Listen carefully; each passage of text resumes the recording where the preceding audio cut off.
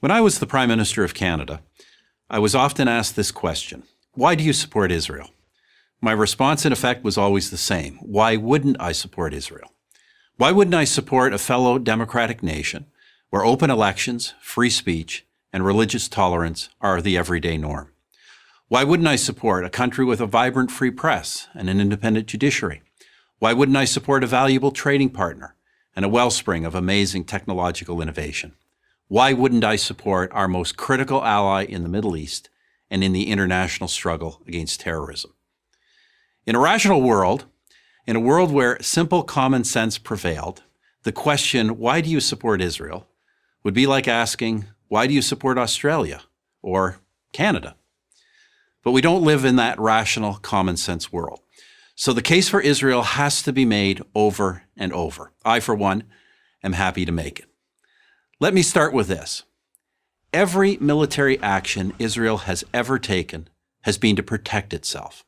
Israel is not an aggressor state. It's a defensive state. This has been true from its founding to this day. As a fledgling nation in 1948, Israel was immediately attacked by its Arab neighbors. Their goal was not to contain the tiny new country. It was to annihilate it. No nation came to Israel's aid. Not the United States, not my country, Canada, not the United Kingdom. No one. They all thought Israel would lose, but it didn't lose. It won.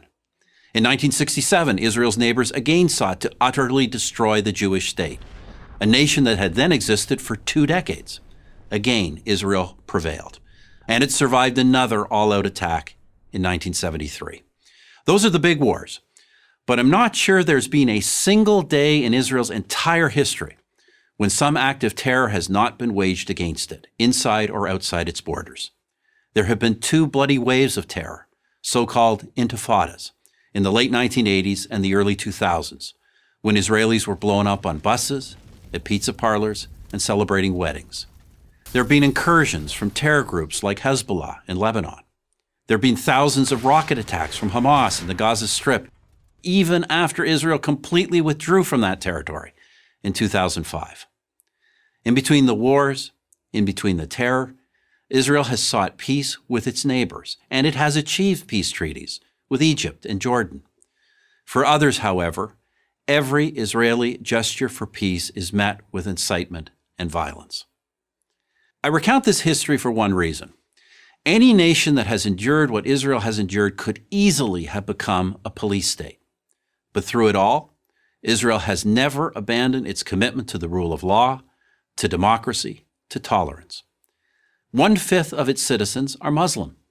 They enjoy the same rights as Jewish citizens. They occupy key positions in the nation's courts, press, and government, and they have their own parties representing them in the Knesset, Israel's parliament. To say that Muslims in Israel are the freest Muslims in the region is an understatement. How about this as a human rights test? Prisoners in Israel, be they Jewish or Arab, are well treated, well fed, and have access to the best possible medical care. Parents and spouses of these prisoners know where they are and that they are safe. Who else in the region but Israel can make that claim? Through all the wars and all the terror, Israel has survived, and especially in the last 20 years, it has thrived. It's known as Startup Nation, and with good reason. Key components of your cell phone and your laptop were designed in Israel. A drug or a medical device that has saved your life or the life of a loved one may have been developed in Israel. Yet there are leftist politicians, activists, artists, academics, and college students who devote their lives to denouncing Israel, calling for boycotts, demanding it be cut off from academic and professional societies. Do they denounce the Palestinian leadership that hasn't held an election in well over a decade? Do they denounce the leadership of Hamas, who use women and children as human shields to protect their fighters? No, they denounce free, vibrant, democratic, innovative Israel. With all the brutal and violent regimes, not only in the Middle East, but around the world, how is one to explain singling out Israel for condemnation?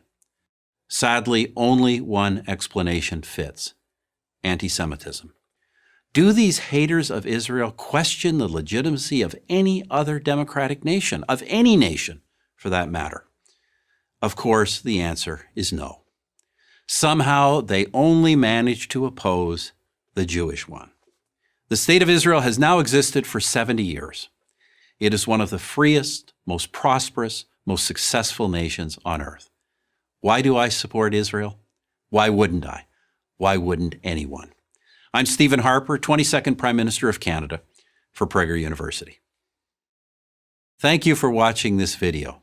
To help keep PragerU videos free, please consider making a tax-deductible donation.